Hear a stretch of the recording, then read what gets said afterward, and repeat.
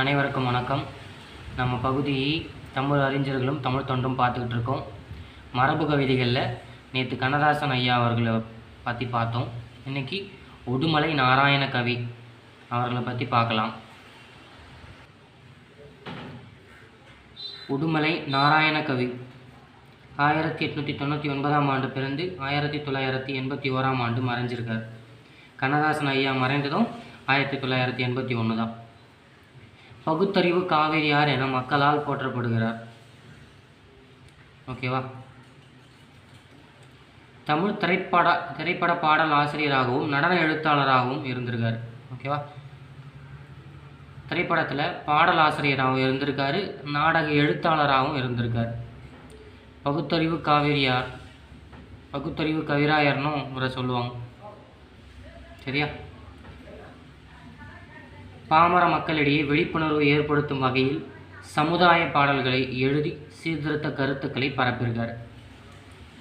பாமர மக்கள்னா சாதாரண மக்கள்னு அர்த்தம். ஓகே, பாமர மக்களிடையே விழிப்புணர்வை ஏற்படுத்தும் வகையில் சமுதாய பாடல்களை எழுதியிருக்கார்.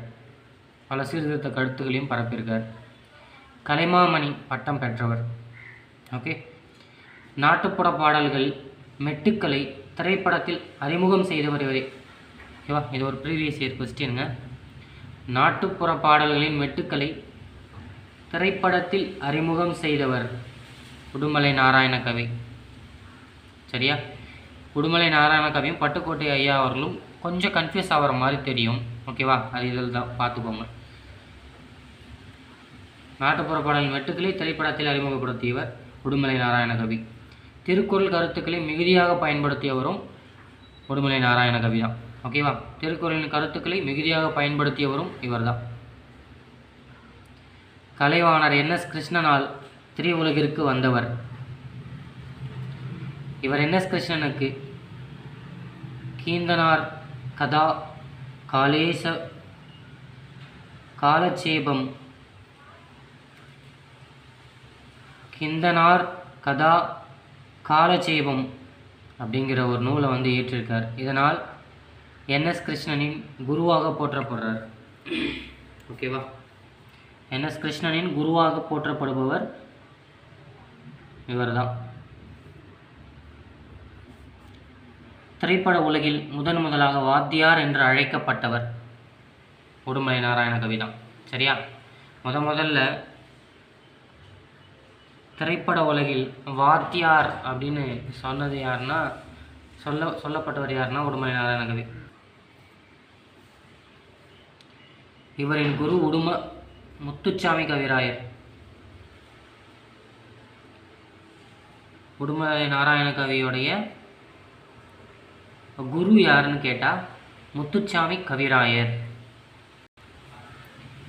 இந்த கவிராயர்னே இன்னும் 2 வருங்க, செட்டாக ஞாபகம் வச்சுக்கலாம். உடுமலை நாராயண கவியோடைய குரு முத்துச்சாமி கவிராயர். ஜி.யு. போபோடைய குரு ராமானுஜ கவிராயர். ஓகேவா? ராமானுஜ கவிராயர் யாருக்கு தமிழ் சொல்லி கொடுத்தா? ராமானுஜ கவிராயர் ஜி.யு. போபுக்கு தமிழ் சொல்லி கொடுக்குறார். சுப்ரதீப கவிராயர்னு ஒருத்தர் இருக்கார், அவர் வீரமாமுனிவருக்கு தமிழ் சொல்லி கொடுப்பார். முத்துச்சாமி கவிராயர் உடுமலை நாராயண கவிக்கு தமிழ் சொல்லி கொடுக்குறார். ஓகே, குரு.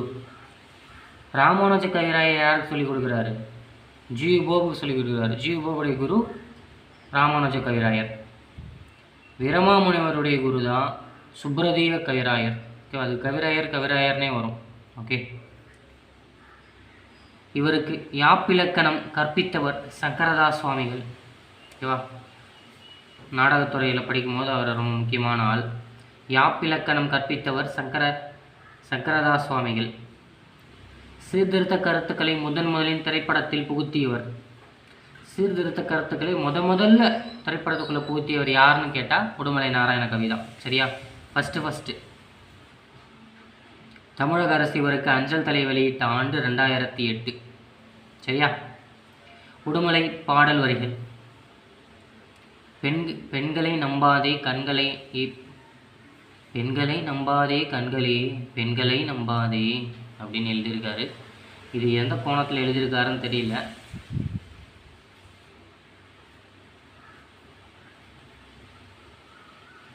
முல்லைக்கு தேர் கொடுத்தான் வேல்பாரி, வான் முகிலும் புகழ்படைந்தான் உபகாரி. 7ஆம் வகுப்பு பாடப்புத்தகத்தில் இது இருக்குது.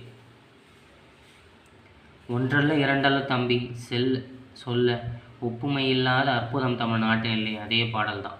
சரியா? இது அவருடைய பாடல் வரிகள்.